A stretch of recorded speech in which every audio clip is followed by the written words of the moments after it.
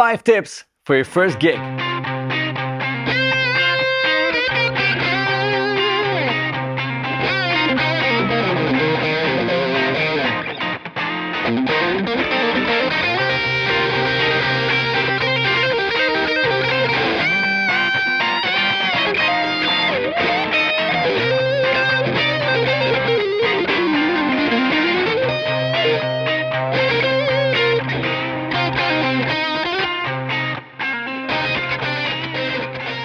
Hey everyone, my name is Kris. And my name is Guillaume. Welcome to Thomann's Guitars and Basses. Woo! And to today's video. Video.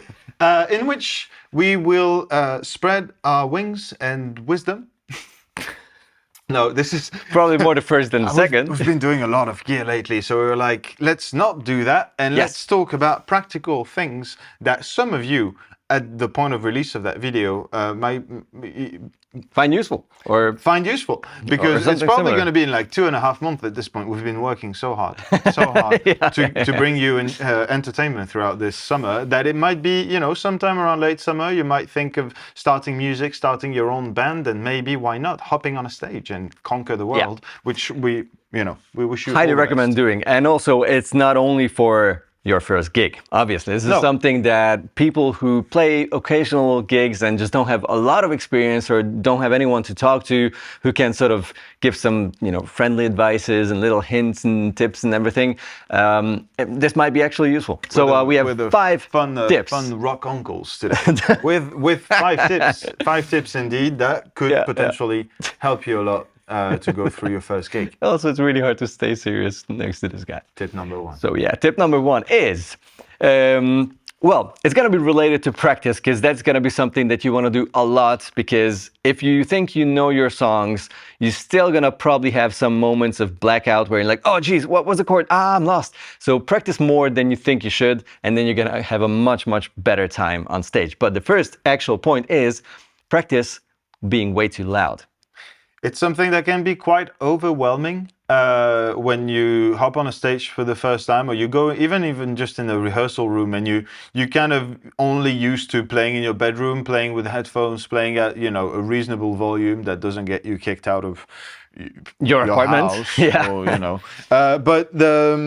and so it can be a little overwhelming to get on the stage to realize, oh my god, the drums are so loud, I need to level up, I need to do this, I need to do that. Let's be realistic, your first gig is probably not going to be like massive PA in-ear systems or whatever. Not an ideal situation. So being somewhat used to that kind of level around you, that kind of will just like let your diaphragm know that this is normal. This is okay. Exactly. You're not going to be lose all your means, because all of a sudden everything is much louder than what you used to. So this is overall volume, which is of course something that needs some adjustment to. And also, like if your guitar is just too loud compared to the rest of the music. So if you have some sort of a rehearsal recordings with your band where you can sort of practice on top, or if you cover songs, you have the originals, whatever, let them just be way too quiet compared to your guitar sound. Like your guitar is just so loud that you really have to pay attention to the rest of the musicians, like the backing track in this situation, because it might happen that your amp is just super loud for whichever reason. Maybe you like it that way, which I don't recommend doing, because we got to pay attention to each other. But also, if it's just a backline, an amp that's there, someone used it, then you plug in for a jam session, and you're just so damn loud that you barely hear the drummer or the singer. Might happen. Get used to it. It's not ideal, but it happens way too often. So definitely needs some. There's a learning curve to it. Even later on, like you're gonna have to deal with a certain like monitoring situation or in-ear mix that's not always going to be ideal. You're gonna have to be able to base yourself off of the kick or the snare or the bass player, or even maybe the singer, and like kind of know how to handle that situation by not being able to hear everything. Offset, weird volume things are a big issue on many stages. Shouldn't be like that, but let's be realistic. That's in most cases what you will have to face. The second tip is going to be strongly related to that. It's when you don't hear yourself at all, which sucks. And it's going to happen so many times, more than you wish, and definitely more often than I wanted in my life. It happens so often that, I don't know, your amp is ideal on one spot, then you step 1.5 meters to one side, which is rock- about 3, rock 4 harder. feet for those who don't like meters, to the side, and you're like gone. That's it. You know, right? You have a monitor in front of you. It's awesome. Then you step away from it. You don't hear a damn thing. It happens so often. Yeah. Get used to not hearing your amp or your guitar, as a matter of fact, at all. Play blind. Like, put on headphones. Whatever music you will play live, just let it go in. Don't plug your guitar in and just mimic. Like, play everything like you want to, and get used to not hearing your bends, not knowing, was it a C or was it a B? Oh, damn.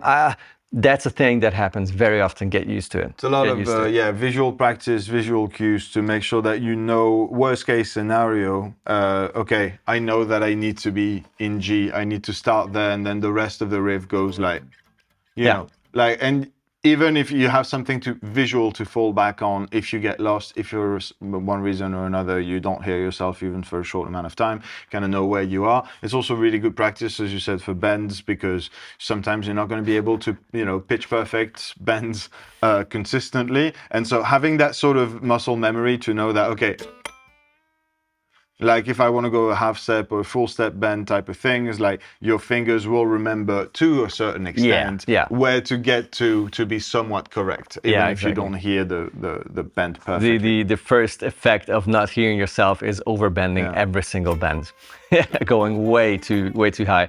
That's just the nature of being in a sort of a panic moment, like, oh God, I can't hear, and then you rip off the string almost from the fretboard because you're like, oh my God. So get used to not hearing yourself. Very, very good practice if you have that sort of good tips nailed. Good tips. All right, let's move on to number 3. What was it? It's a very good question, Chris. I'm going to answer it right now. Thank you. By telling you that tip number 3, as we talked about yesterday, a tip that is so useful.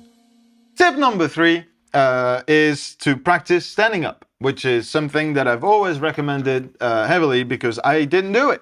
I didn't do it when I was a wee lad, and I was practicing my songs and my arpeggios and whatnot, my scales, while sitting down, because that's comfy. It's comfy, and it usually, at least for beginner players, means that it's a more comfortable wrist position. You're not quite as bent like this. You don't have to over thumb everything because your finger doesn't go all the way here. You know, various reasons. But if you forget to practice while standing up, comes the point where you have to stand up because you need to rock and you need to roll, and that needs to go hard.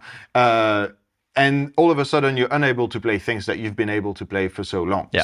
Do not forget to put on a strap, practice, go through your set regularly while standing up, making sure that you're comfortable with that, with the position of your hands and wrists and whatnot, of your back as well. That's good. That's a good workout. You know, if you play a 90s Les Paul that your uncle gave you, it's a good workout. Those are the best kind of uncles. Exactly. Give you 90s Les Pauls.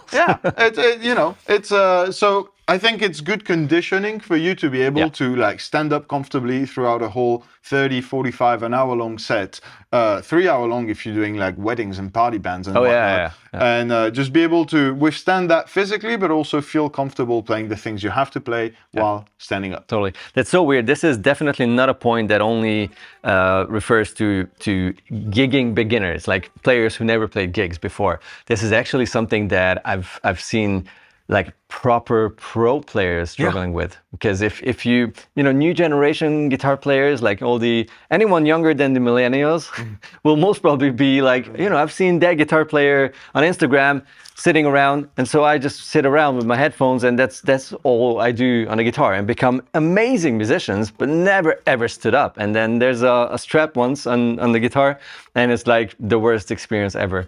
It's weird. I faced this situation in like the first rehearsals, that I was struggling very hard standing up. So from that moment on, within the first 1 or 2 years, I decided to never ever sit down when I practice. So the only few minutes I've spent sitting down while playing was me being on guitar lessons. Like at home, the first thing was like, okay, stand up, grab the guitar, and then do your scales. And I was walking around in the flats, 100 million miles, I guess, just walking around because it was less boring than just standing in one spot. It definitely helped. And you don't have to wear your guitar super low. Not everyone's James Hetfield. It's all right. Or you can work up to that point. But where you can sort of try different strap lengths to feel comfortable. Look in the mirror. Yeah. Because you want to feel comfortable, and not everyone wants it way down. But if you feel very stupid wearing it up here, which you can or cannot, it depends on how you how you see it. You can just maybe sort of figure out a good in between. And if you want to stick to way up, John Petrucci is pretty damn cool, and he has the guitar way up, so it's all right. Whatever fits you, but work on it. Stand up and. Good fight tip. for your rights to party. I had some good. Sorry, that was very millennial. Tip number 4 is the only gear-related one, actually. Yes, sir. That is super important. Don't underestimate the quality of your rig. And I don't mean the price tag of every single component. I mean the state your rig is in. Very underrated aspect of going to a show. If you have more than 1 or 2 pedals, use a pedal board, please. Use a power supply that is plugged in properly, that is not gonna move out. Use patch cables that are not gonna break because they just worked always, all the time up until you drive or walk to the show. Take backup cables. Make sure that whatever you use, guitar strings should be new. All the rigs should be tested. Whatever you take is not just like, I just bought it, used or new, and I'll take it to the show and figure out what's up. Or just throw it in a bag and just let it rattle around. Things will go south. For sure, yeah. Always. Don't do that. You can have 1,000 rigs in your pocket and show up. You're the guy who shows up with a backpack, a couple of pedals, and maybe some batteries, and maybe enough jack cables. And it's cool. You don't have to be an absolute nerd and rewire and cable manage your pedal board every other full moon. Like he does. It's also a curse. It's a different kind of curse. It's fun, but it's a curse. I'm a wear pedal boarder. I just transform every full moon. But you don't have to get there. But making sure that you come up with something that you can pull out of the bag, put on the floor, and is not at risk of failing. You never. Things will still happen. But not as often. You'll have failure points. You'll have failures. You'll have pedals that just give up for whatever reason. Power supplies that start smoking. It happens. But to the extent of your abilities, you should have something that's as reliable as possible to avoid you spending half a song crouching on your pedal board, figuring out where the problem comes from. It's you don't feel awesome when you do that on stage. It's not rock and roll. Terrible. I hate it. Breaking strings or whatever, and oh god. Here's a cool story to wrap this 4th tip up. Andy, one of our audio engineers and longtime colleague, just mentioned this story. He has a really good quality, high quality wah. So it's not like he didn't spend the right amount of money on it. It was an awesome wah that just unscrewed its base plate without him recognizing it, and the whole pedal just moved a little to the side, slid off of its base plate, basically, and one of the patch cables disconnected itself by a millimeter or something. There was still some signal coming through, but not a lot. It sounded like a broken amp. So he was panicking, of course, went back to the amp, checked the tubes, whatever, then followed all the cables, and then he figured out what happened. Tightened the screws, plug that little cable back in. So these things will happen. And we're talking about a pro who played, I don't know, probably thousands of shows, or at least half a thousand. Crazy amount of shows, good gear, tested gear, and it still happens. So don't underestimate the cable breakage, the patch cable issues, the power issues, the battery running out in your active electronic or in your pedal if you use one. Think about it and change strings. Yes. Moving on. Tip number 5, which is a little bit of an off. No, it's not. It's the most important tip. The oddball, but it's very important. Yeah. Give your drummer a metronome. Period. He don't want it. I know. We all know they don't, because they feel. They feel, but they don't feel. They feel wrong. Give them a metronome.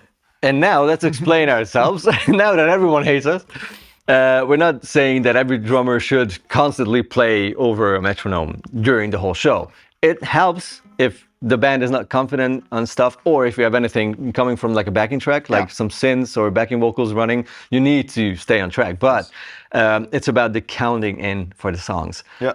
Every single time. And this has been the same for everyone who I've been talking to. In the first couple of years of our musician existence, you are so pumped up, you're full of adrenaline. And whenever you say like, okay, let's do this, you count in and it's like double the tempo. It's ridiculous. And it feels right? You play the song and it's like, oh yeah, it's cool, it's cool. Good, and then you listen to like a cell phone recording and you're like, Jesus, what did we think? This is miserable.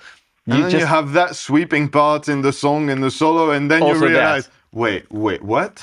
What's happening? How do I... Ah! Yeah. You know? Very true. Just because the first two chords were, instead of being... Yeah. Like, and that just like, you know, butterfly effect through a completely ruined solo and a completely, at some point the tempo drops by 10 points just because you realize that I cannot do this. Like sometimes it's even the drummer like going into a fill and it's like, wait, oh no. But then it's kind of too late. Yeah. So just make sure that there's like some sort of a reassurance that at least the tempo at the beginning of the song is where it should be, and then you will speed up maybe, and that's all right. But you know, to have some sort of an insurance policy happening, because songs way too fast is not cool for the audience, because they are not in the mood like you on stage. They are not full of adrenaline. They just want to hear the songs. And it's a lot of regrets and a lot of face palming after those shows. Yeah, metronome can definitely help to stay calm. Yes, chill out. Those were such good advice. Oh my God, I'm shocked. I'm sure the comment section is going to be amazing. And I'm sure it's going to be full with other much better tips and advices. So let us know what your recommendation and tips are for like gigging beginners. Not necessarily guitar player beginners, but people who just kind of, you know, spread their wings and start playing shows. You can teach all 7 drummers in the comment section how to take a joke as well. But share with one another. Let us know in the comments what your tips are, what your experience of your first gig or gigs was, and what you would have done different in retrospect. That's always really, really cool, and it's a nice place for beginners to learn. Yes. And avoid said problems. And also to subscribe to our channel in case you like these videos. So yeah, see you down there in the comments. And see you in the next video, I guess. Even if you don't, I would, because some of the videos are different. Yeah, some might be better. Just do it. Or worse. But you'll never find out if you don't subscribe. Bye-bye.